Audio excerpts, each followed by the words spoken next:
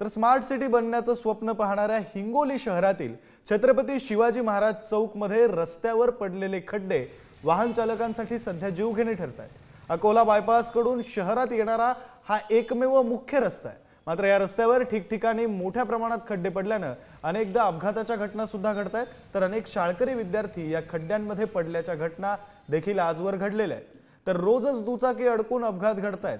अतिवर्दळीचा भाग असलेल्या ठिकाणचे खड्डे अद्यापपर्यंत बुजवण्यात आलेले नसल्याने नागरिकांमधून मात्र तीव्र संताप व्यक्त केला जातोय।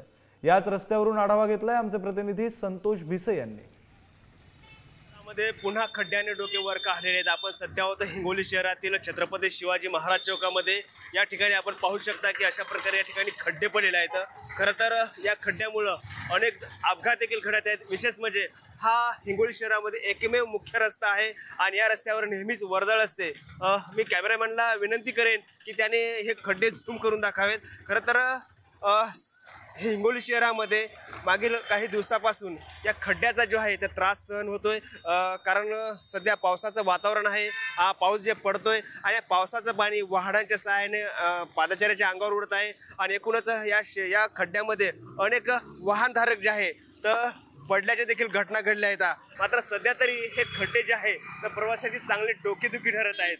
आता खरोखरच संबंधित विभाग काय दखल घेतो आणि खड्डे नेमके कधी दुरुस्त होतात हे पाहणं तेवढंच महत्त्वाचं ठरणार आहे।